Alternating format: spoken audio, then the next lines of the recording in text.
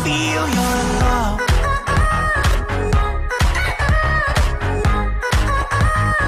I just wanna feel your love.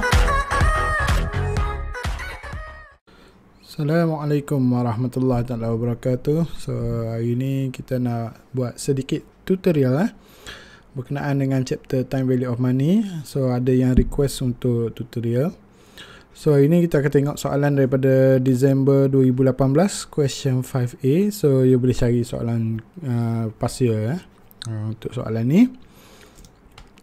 Okay, so ini soalannya berkenaan dengan time value of money Okay, so soalan yang pertama, Mr. Abu Talib expect to receive 3,000 at the end of the first and second year, which is pada tahun yang pertama, tahun yang kedua dia akan menerima RM3,000, and then pada tahun yang ketiga 4,000 at the end of the third year, pada tahun ketiga dapat RM4,000, and then tahun yang keempat dia dapat RM5,000, 5,000 at the end of the fourth year. Maknanya dia dapat RM3,000, RM4,000, RM5,000 selama 4 tahun ni, right? Okay, so how much is the present value of cash flow if the yearly interest rate is 12% per year? So berapa nilai dia sekarang present value sekarang? So markah dia sedikit saja 3 Okay, so ini cara calculation dia. So untuk soalan yang macam ni, saya prefer guna table lah, lebih senang, lebih selamat lah, tanpa kecuaian. So kita ada 4 tahun, and then kita punya cash flow, tahun pertama kita dapat RM3,000, tahun kedua dapat RM3,000, tahun keempat dapat RM4,000, tahun kelima dapat RM5,000. Okay, manakala kita punya interest rate sebanyak 12% tadi. Okay, so tengok table PVIF 12%. So kalau kita tengok dalam soalan past year, so dia macam ni soalan past year. So dalam soalan past year dia akan ada appendix lah, ada 4 appendix dia akan bagi. So appendix yang pertama adalah FVIF, FVIF. Table yang kedua adalah FVIF-A, ada annuity. Table yang ketiga adalah PVIF, and then appendix yang keempat dia bagi PVIF-A, right? So in term dalam soalan ni kita akan gunakan PVIF sebab dia bukan annuity. Annuity ni dia payment dia sama every year. Kalau kita tengok cash flow ni tak sama every year Year 1, Year 2, 3,000. Year 3, 4,000. Year 5, 5,000. Year 4, 5,000. So maknanya dia bukan annuity dia, kalau annuity dia sama semua ni cash flow kan, baru boleh pakai annuity. Tapi in this case dia bukan annuity, so kita kena pakai table PVIF, which is appendix yang ketiga tadi. Okay, so kita tengok 12% so kalau kita tengok sini table this one PVIF, so terbalik sedikit. Okay, so 12% kat sini bahagian 12%. So kalau you all nampak lah, so boleh rujuk table nanti. 12%, tahun pertama adalah 0.8929. So saya masuk kat sini 0.8929. Tahun yang kedua adalah 0.7972, 7118 dan 0.6355. Right, masuk je dalam table ni. And then cash flow darab dengan PVIF 12%, dapatlah 2,678, 7%. And then this one dapat yang ni, kali je, kali dapat, and then tambah semua ni. So nilai yang kita dapat adalah RM RM11,095. Alright. Okay, so inilah jawapan dia untuk soalan yang pertama. Soalan yang pertama Okay, soalan yang kedua. Soalan yang kedua ni agak susah sedikit Kalau kita tengok portion markah pun yang paling besar 4 markah. Okay, soalan yang kedua, Miss Shafinas must have 180,000 in order to buy a house. So Miss Shafinas ni dia nak kumpul duit sebanyak 180,000. She plans to save 6,000 per year. Dia nak simpan 6,000 setahun dalam dia punya saving account dekat bank, OTB Bank. Okay, yang mana bayar 24% interest rate. Tapi dia cakap compound monthly. How many years will it take if the first saving is made a year from today? Okay, So yang ni dia annuity lah, sebab dia masuk dalam account dia sebanyak 6,000 setiap tahun. Right, 6,000 setiap tahun. Supaya dia dapat 180,000. So persoalannya sekarang, bila dia akan dapat 180,000 tu? How many years will it take if the first saving is made a year from today? Okay. So untuk soalan ni, okay. So future value yang kita nak, RM180,000. And then yang mana kita punya saving 6,000 setiap tahun, and then interest yang bank tu bagi adalah 24% compounded monthly, bukan yearly, monthly. Okay, so kalau ada compound tu, kalau monthly 12 period, and then kalau quarterly ada 4 period, right? So in this case dia cakap monthly, so kita akan pakai period 12. Okay, so N berapa tahun dia perlu menyimpan untuk dapatkan RM180,000. Okay.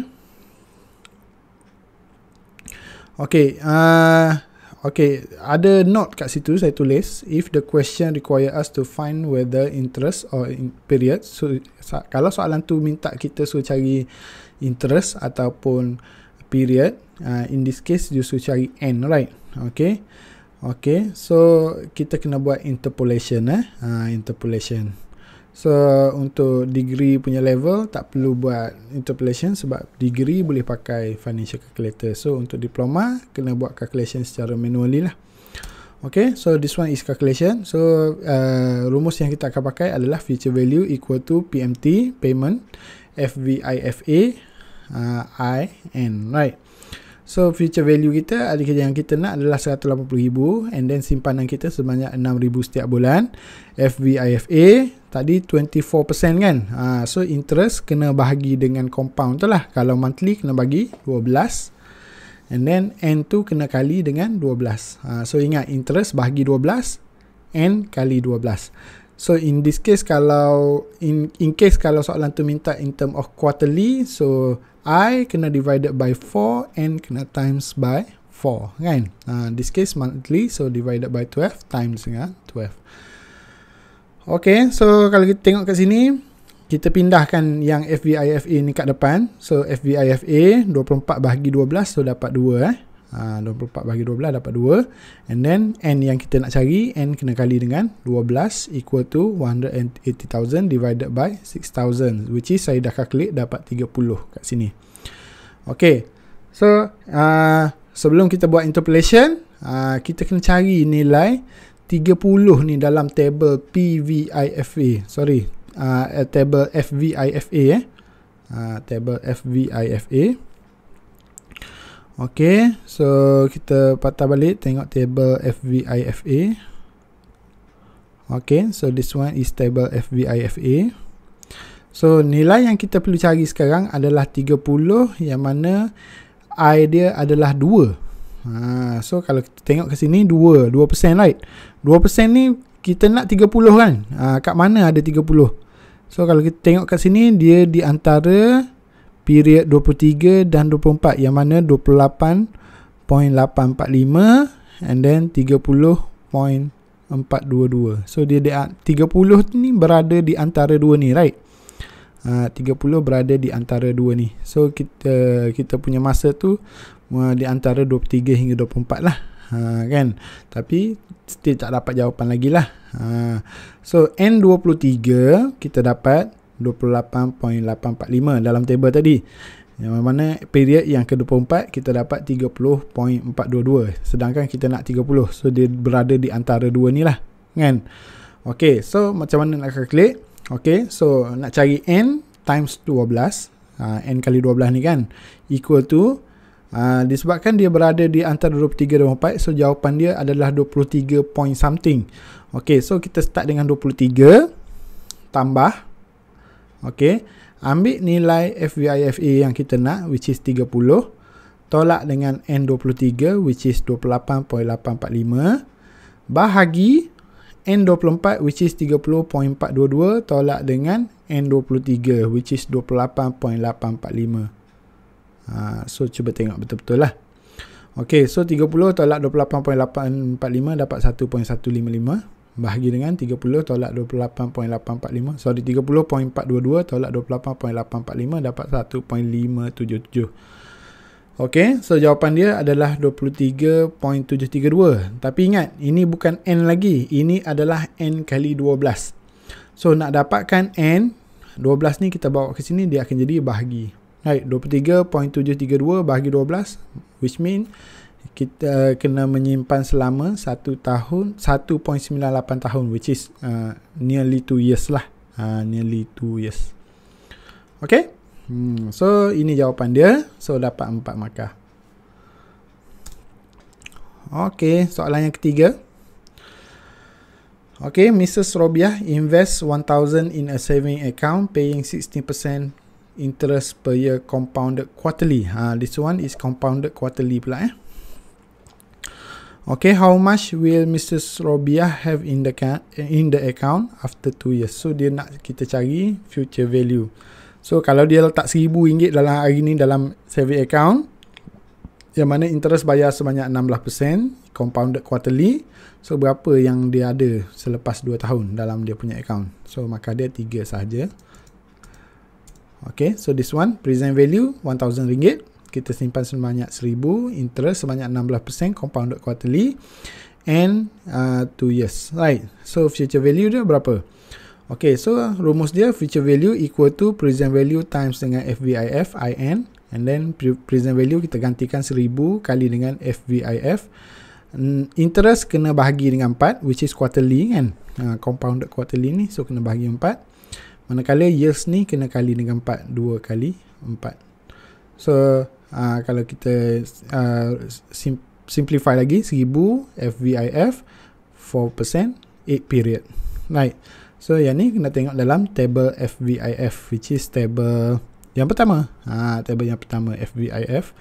So, kena tengok apa tadi? 4%, 8 years.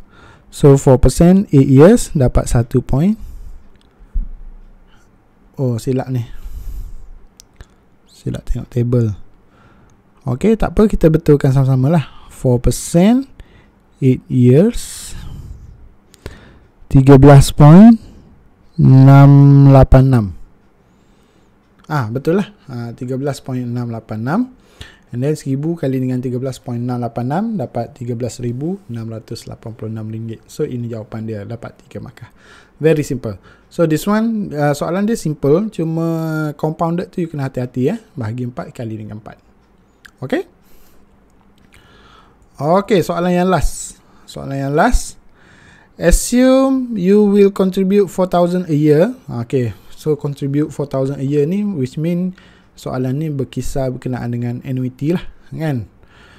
To your retirement account with the first payment being made immediately. So, bayar terus sekarang. So, bila bayar terus sekarang, maknanya dia akan jadi annuity due. So, ingat kan, dalam saya punya video hari tu, ada beza di antara ordinary annuity dengan annuity due.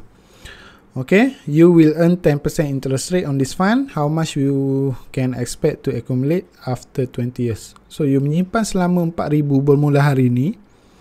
Okay, every year. And then, interest yang dia bagi sebanyak 10%. And then, kita simpan selama 20 tahun. So, berapakah jawapan dia? 2 markah je. Alamak, kedikut ni. Tapi dalam soalan ni dia tak ada mention berkenaan dengan compound lah. So which mean kita assume dia tak ada compounded quarterly atau monthly lah. So maknanya dia compound annually, right? Okay, tengok jawapan dia. Okay, so payment sebanyak 4,000 annuity due, yang mana bayar sekarang. Interest sebanyak 10% and then end dia 20 years. So rumus untuk annuity due adalah FV equal to PMT FVIF IN, and then kena ada extra satu 1 plus I, interest lah. Okay, so payment kita banyak, sebanyak 4,000 setiap tahun. So 4,000 FVIF 10% 20 years. Okay, and then kena kali lagi dengan 1 plus I, 1 tambah interest kita 0.10. Okay, so tengok dalam table FVIF 10% 20 years, FVIF. So okay, this one berapa tadi? 10% 20 years.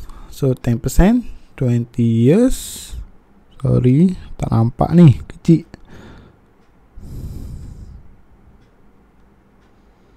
Okay, 6.7275. Okay, so 6.7275 kali dengan 1.1, which is 1 tambah 0.1 lah. Okay, so kali semua ni dapat jawapan dia RM29,601.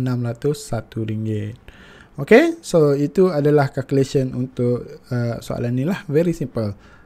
So cuma you kena faham konsep, berhati-hati dengan compound, berhati-hati dengan interpolation lah yang paling bahaya, and then annuity due satu lagi. Kena baca soalan betul-betul. Okay, so wabillahi taufiq wal hidayah. Assalamualaikum warahmatullahi wabarakatuh.